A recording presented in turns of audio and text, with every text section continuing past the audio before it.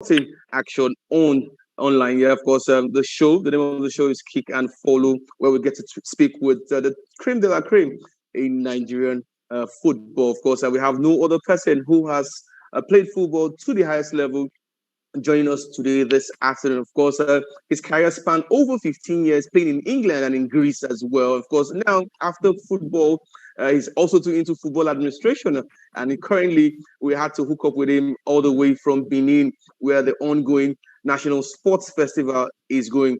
Please welcome Sam Sodje on today's edition of Kick and Follow. Good afternoon, Sam. Good afternoon. Thanks for having me on your show. All right, of course. I won't be doing this alone as I have my colleague and friend, Kelvin Ekirite, an ace football journalist in Nigeria. Kelvin, glad to have you on the show. It's a pleasure being here. We've got some good fun. Sam is here. Yeah, so by his career and everything that has to do with football, it's and now let's talk about it. Exactly. Without further ado, but let's start with the National Sports Festival, which is ongoing now. Sam, can you hear me? I hear you clearly, but I can't hear your mate. Okay, you couldn't hear clearly. Okay. Mike was low, so okay, I couldn't hear him, but it's okay. I could hear you. Okay. Okay, all right. You're a member of the Delta State delegation to the National Sports Festival. Okay, and for what are you taught so far about the games in Edo State? No, I'm very pleased. I'm happy to be involved in one way or the other through Delta State, and I'm more into the FA, but I came with the team. So at the moment, every the competition is really exciting, and it's looking a very good festival. Okay, all right. Your state currently leads the medal table as at yesterday with 32 gold, 25 silver, and 15 bronze. You won this edition of the festival. Do you think you could still retain the title? Not being cocky, but with Delta State, man, we always win, So yeah, we're looking to win. We're topping the table at the moment, and we're looking to have more medals soon. Today will be a good day, great day for us because we've got lots of sport that's going to go on today that we're very good at. So yeah, to answer your question, is definitely we're looking to win it and retain our title. All right. As a member of the delegation, like I said earlier, how are you able to keep your athletes focused, as in amid the reports that the festival will be shut down by the Edo State government? How are you able to keep them focused? And what do you think that portends for?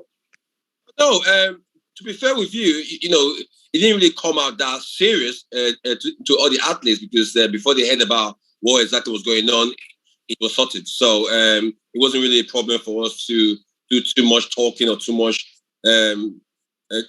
arrangement. But before the news came out properly, it was all settled. So it wasn't a problem getting them focused. Okay, all right. Okay, and let's move on to football now. Your forte, actually. Now, what's your assessment of the Super Eagles team currently on the Ghana Raw? I think we've got a great side. I think if you say this is a golden generation, I can say that. I don't think we have the technical know-how to match the talent that we have. No disrespect, it leads to technical side. We always fall short. But when it comes to the team, I think we've got good players. I think we've got bunch of good players where some are not even invited. But as players at the moment, we're happy to be Nigerians. But we've got lots of players coming through. But I hope the technical side can match the talent that's coming through. All right, of course, you're a defender during your heydays. And what do you make of our defense currently on the Ghana Road? Choice pairing of Leon Balogo and William Trust Ekong. What do you make of the defense line of the Eagles? Like I always say before, but to win stuff, you have to be a great defense as a team. Not just being a good defenders. We play the game. We know how good we were individually, but when it comes to playing as a team, defending as a team, that's when you win games and that's when you win tournaments. And I think that's where we lack a little bit, that we don't, right now, defending as a team is not there. But when it comes to the personal players, the individuals, we've got top class defenders, not just the two players playing now. We've got loads of them, some not playing, some on the bench. So we're sport to good players at the moment. Okay. All right. Kelvin also too is ready to shoot. Yeah, definitely. You can hear me now, right? Hear you clearly now. All right, thank you very much. So you talked about the defense line of the Super Eagles. Can we look at, we have some other players that are looking at getting into the national team, some talents that are not yet playing for us, the likes of Tosin, Adara Bioyo, and the likes of them. So from your own standpoint, do you think it's better we have a whole lot of them than a few of them? Of course, we've got our starters now, but we've got others on the brink of entering the Super Eagles. Okay, my answer might come technically, because I've played the game for so long. This is how it works. When you get a team and you got lots of balls, it's not really about the players now. It's about the team. And how do you make it about the team? You have to get a system. And when you get a system as a manager, then you invite players that can fit into your system. So the issue we have now is that we don't have a system that we play. So to answer your question, I will not be able to answer your question about who get invited, because I'll give a very good example. When France were doing well in the 90s or the 80s, Cantona was a good player, but he couldn't fit into the French side because the system was different. It's not about being a good player. It's about a team, but I play for the national team as well. So I know what I'm talking about. So come from the side and coming to a team, a national team, where there is, like, if you go to Man City or Jose Mourinho, you know how he plays. We still don't know how Darrell plays at the moment. So these players that we're talking about, we might be losing out in some good players, but because the national team don't have a system that we play. By the time we can get a system, then we invite players. They might not be the best players, but we invite players that fit into that system, and that's where we can win stuff. Okay, Sam, you said something. Genotro has been coaching Nigeria since 2016, and everyone's been complaining that the national team doesn't have a system or a pattern. Is this how come? But we keep winning games, we keep qualifying for championships and all that. From an holistic view, people say we do not have a pattern, we do not have a system. Do you think this coach is the right coach, is the right manager to handle this young, talented crop of Super Eagles players? I'll tell you something. He has not done anything that has not been done before. So if you say we keep qualifying, we've qualified before.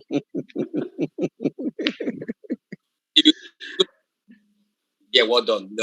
We qualified before. We've gone to tournaments before. So he has not really done anything that.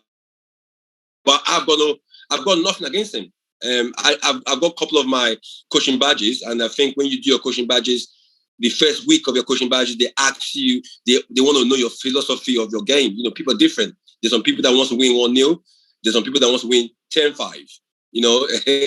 Coaches are different. So as a manager, you have to know what kind of manager he is. So I'm not bashing him. One of my best mates now is among the coaching crew, Joseph Yobo. So I'm not.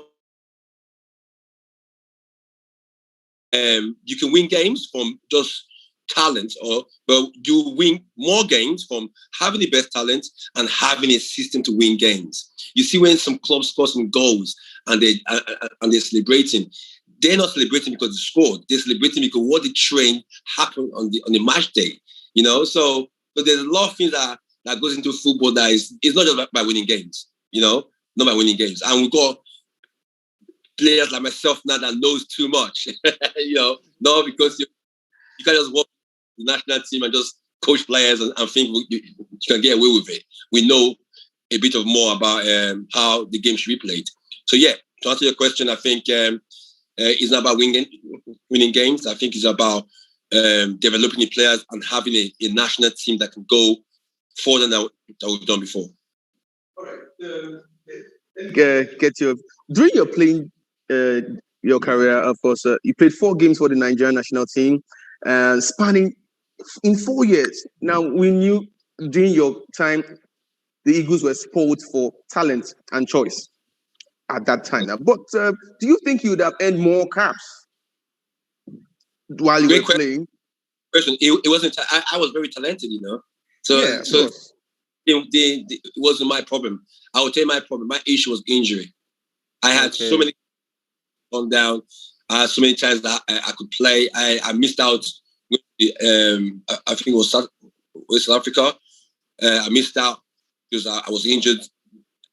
When I left Brentford to Reading, I had a very nasty cartilage injury that I couldn't do it. I couldn't train every day. I couldn't play too many games. So, but hey, listen, my dream came true. All I wanted to do was play one game for the national team, and I played 4. Really good 4 games. Yeah, good one. Long career, big teams in the UK. So when you talk about caps, definitely if I was fit enough, the talent at the time, no disrespect to the players then, I could match myself. I could really stand for myself, for my ability. But I just couldn't do it. There was a lot of times I had invitation to come. I couldn't come. There was times that I played a game in Nigeria. I played really well. Then the next game I couldn't play because of my knee. So I missed out with so many caps because of the injury, not because the talent was too much for me. Okay, all right. Okay, so there are this set of questions we have, but it has to do with the EPL. We've got some Nigerians playing very well in the EPL. We have for Leicester City, Kelechi Iheanacho, with Fred Ndidi. Everton, we have Alexi Iwobi and Semi Ajayi, Josh Maja scattered around the EPL. I think it's a good time for Nigerians playing in the EPL. As someone who played in England throughout your career, what's your rating? How would you assess the performance of Nigerian players in the EPL currently? Then after that, there's a follow-up question. Football is different now. Football is. I'm lucky enough to have my last time of my playing days. The technology came in, so I know exactly how it works now. Football is different from the way you judge players. But I want to tell you something. If you've played in England, and you have to give them respect because the pressure playing in England is so high. What your body goes through is ridiculous. So if any player plays more than 1 year, 2 years, 3 years in the EPL, you have to give him respect. I don't think you should. Any player should say he's not good enough because to play in the Premier League is a tough league to play physically. I'm sure if I had played in Spain or somewhere else, I think I could have played longer with my knee. But when you play in England, the pace, the jumping, is really hard to play in England. So I have to say the boys playing now in the Premier League, they're doing well. But listen, not because they play in the Premier League makes them the best players. I love the Premier League, but that doesn't make them the best players in Nigeria. We are obsessed with Premier League. I played in the Premier League. I'm happy that you're obsessed because that makes me bigger. But yeah, Premier League is not where to say, oh, he's the best player. But we're happy that our players are playing in one of the best leagues in the world. Okay, the follow-up question has to do with Fred Ndidi, a defensive midfielder for Leicester City. A whole lot of people are talking about the fact that he's so much underrated in England and Leicester, and it should probably move to one of the bigger clubs. What's your thought on this? Do you think he should still stick with Leicester? They'll be playing in the Champions League hopefully next season, or should he look at other teams that might want his services in England or outside, at least some of the bigger teams? Question. You're asking me questions. Typical. Love it.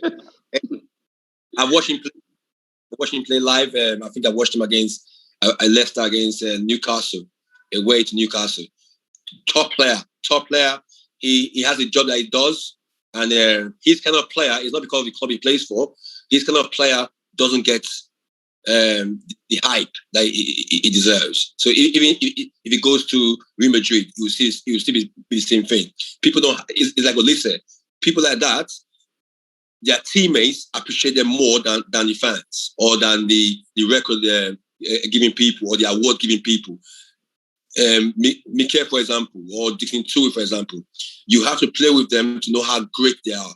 So yes, from a player point of view, is a no-brainer. Your career is very short. If he has a chance to leave, he has to leave and go to a bigger club. No disrespect to Leicester, but yeah, when it comes to the hype or underrated, it's always going to be underrated because his position and the way he plays is not something that explodes like a Kocha or off. He's a calm dude, but I watch him play top class player. Okay. After retirement, many sportsmen and women find themselves in a world they never prepared for. Now, you retired over 5 years now, if I stand to be corrected. But how would you describe life after football? Yeah, when it comes to this topic, I'm really passionate about it. I was lucky enough to have had a call up, like a preview that I will stop. I played for Brentford. When I said my big move to Reading in the Premier League, I got injured, and the doctor said to me, "I probably not." But I think that was what trickled my life after sport, and from that day, I played another 7 years, 8 years. But that was the day I said to myself, "Wow, if I couldn't play, what would I have done?" So I had to go back to school, educate myself, became a different player, a different kind of footballer. But to answer your question as well, how do players plan for it? You don't plan for it. There's nothing called plan A or plan B. If you're a professional player, that's all you have. But what you should do is to make sure you educate yourself. Find something, find a passion that you enjoy doing. What I enjoy doing is what I'm doing now. So it's not easy. It's a tough way. You might not understand because you say, "Sam, come on, you paid a lot of money. It was tough." The mental players, mentally, we lose it. If I'm walking down the road now, you walk past me and don't say Sam Sodje, I get wow, is it that bad? Yeah. So all the mental side of life, and it takes us time to accept that football's finished. But I always advise every player now that the day you accept that football's finished and you move on to the next stage and have the right people around you, educate yourself. And education doesn't mean academic education. No. You might be doing some handwork, different things to have a life after sport. But to the society and to the public as well, they don't help the situation because they still think we're top stars. They expect me to buy 20 bottles of champagne when I go to clubs. But I'm here to advise lots of players coming through. I'm doing great at the moment. I've got a good pension from my days in the UK. So I'm doing well. But yeah, life after sport is so hard. All right, you give us a hint as regards what you're doing now. You said you went back to school when you first got that hint that football might end at some point. Now, tell us, are you into coaching now? Are you a businessman, or what exactly are you doing on the side? Although we all know that you're a member of the Delta State Football Association, but aside all this, what else do you do? Coaching, business? I did my coaching badges, and I was very good, very, very good.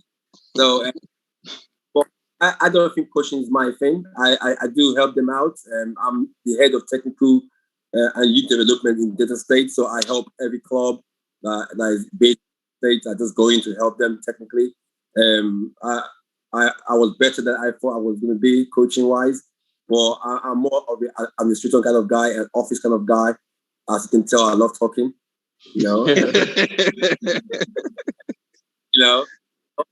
many players can do it, but no disrespect to that because we started playing football for a very young age, so we didn't find other ability that we had until late. But yeah, I'm a businessman. You'd be surprised what I do for business. You'd be so surprised. So yeah, I'm staying relevant. That's the most important thing. Stay relevant.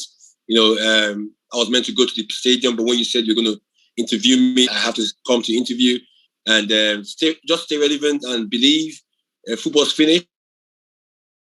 With this is I'm a footballer, so I've got an advantage more than every other ordinary man because if I walk into places, what comes up first was Super Sam, the footballer, and you get that push than an ordinary man. So we're built to keep going. If you've played the game before, you understand what I mean. Yeah. But I never. I might not play it up to your level, but I did too. Level. So have you been to preseason? Have you done preseason?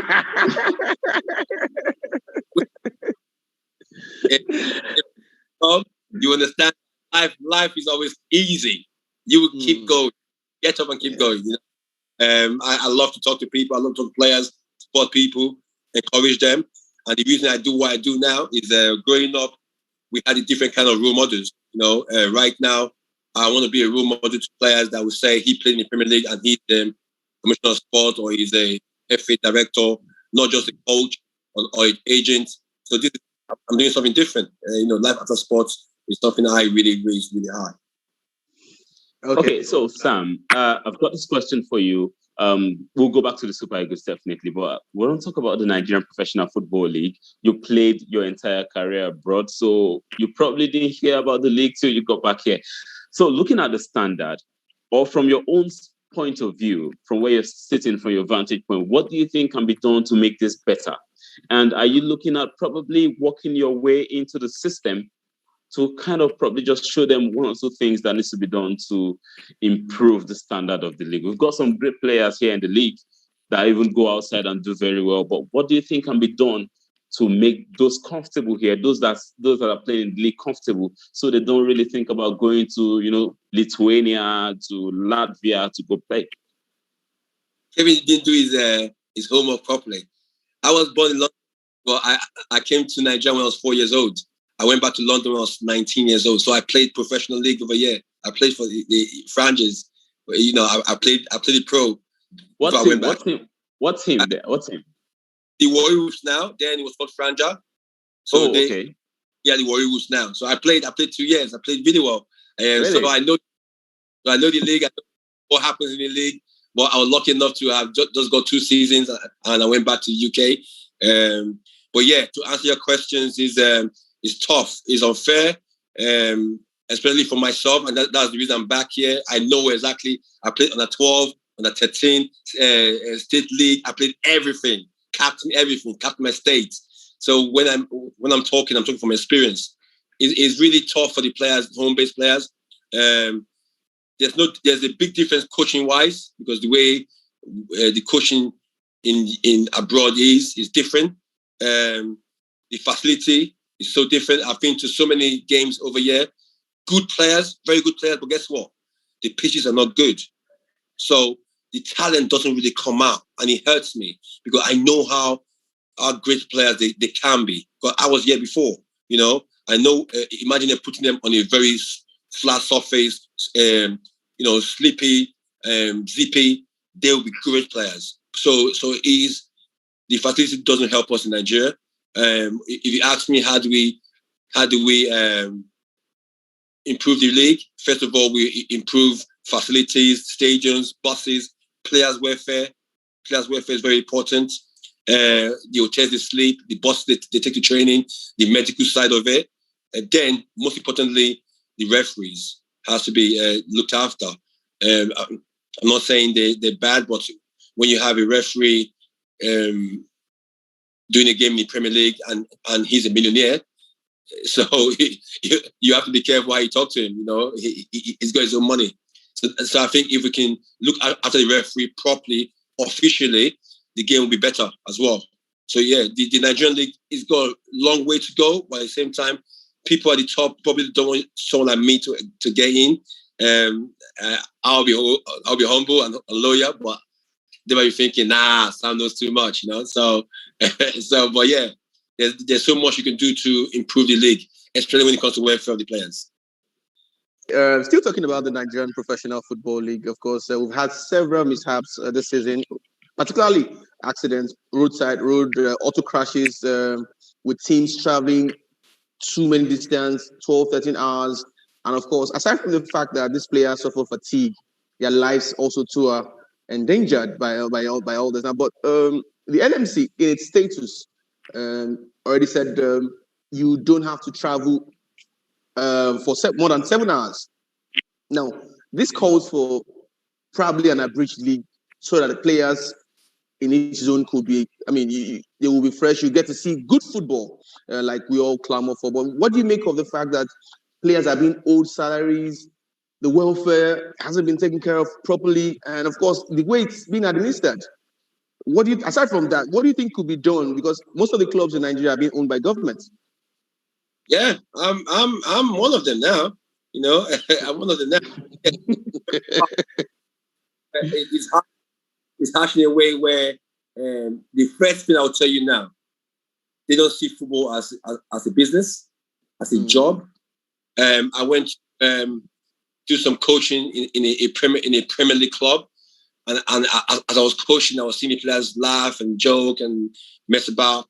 Sorry for my words, but I said to them, I called them. I stopped the training. I called them. I said, "Listen, this is the reason the administration of this country don't take you serious. Do you expect a man that works in the bank to walk into the bank and start jumping around and start, misbehaving? No, and that's why that's a job. Football is a job. When we work in the UK, you can laugh about, but when they're training, you take it serious because you're getting paid a lot of money.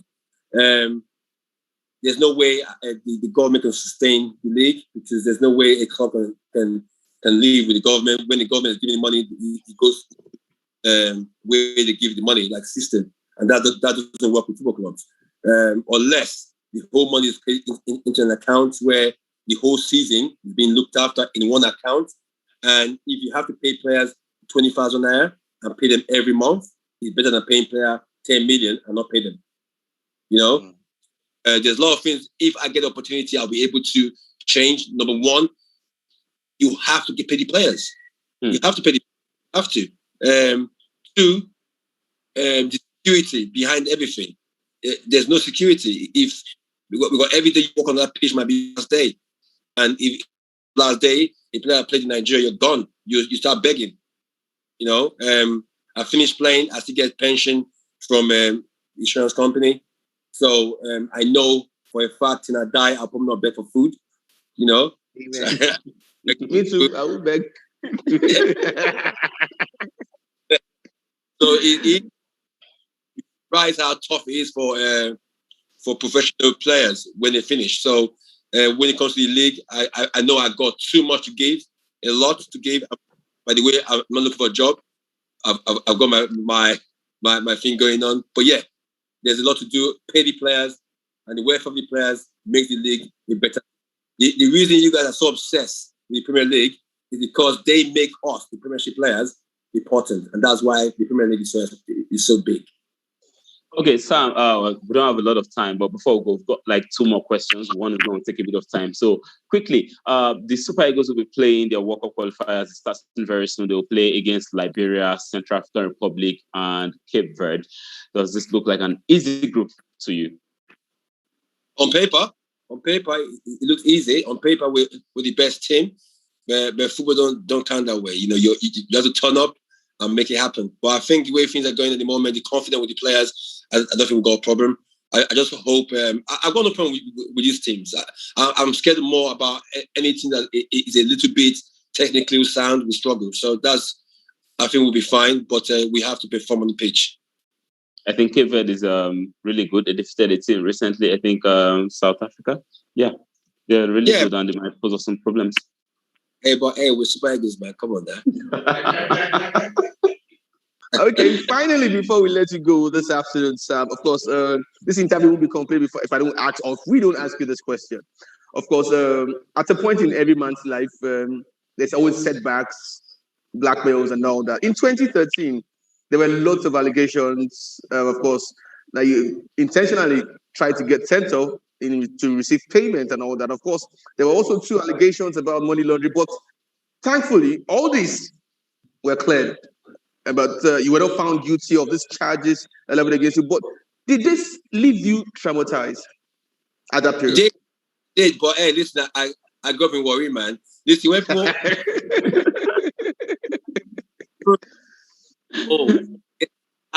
no, ask me. I love it. Especially when you win ball. Listen, when I answer this question, it's so easy. There was a video that came out that said, I take money for matches. That video. So there's 2 people in that video, yeah. And one was saying he's a criminal, which is me. In the video, I look a criminal, yeah. At the end, one went to prison for 18 months and one didn't go to prison. So, hey, listen, one more. Hey, come on now. One more. Okay? So yeah. Well, on a serious note, it was very bad. That's why you're a black man playing in UK. If my name was Mark Smith, I'm sure I won't be, but it was a setup. Never once did I take money for match fixing. If you know the bigger picture, you'll be like, wow, what people can do to bring a man down. But this, hey, people always ask about my how I feel now. I don't feel bitter. I think the truth came out. I went to court 4 times, came out winner 4 times. So they keep going. I keep smashing them. So, but my lawyer said to me the last day that I came out winning, and he said to me, "Sam, listen, you've not won. You win when whatever you do from now on, that's your victory. So right now, who's winning? What I'm doing now is incredible. So it wasn't a good time in my life. It was really bad, but people that knows me really well. I give it all in when it comes to football. I go to tackles. I really give it all in, and things happen. They happen. But I don't call that my downside. It makes me a man. Now, whatever we do, we have to be documented. You have to do it properly. No cutting off tape, nothing. Because now I've learned. It's made me a better person. And the case went for over 6-7 years. All of a sudden, I know everything about law. Everything about law. Because I had to learn. So yeah, to answer your question, it's gone now. It's a long time ago. I've moved on. And I'm doing so well. Thank you so much, Super Sam Sodje, for joining us on Kick and Follow today. We hope that some other time when we call on you, you will gladly answer our call. Oh, yeah, I love talking. Don't worry about it. Just call me. All right. Thank you very much, Sam. From myself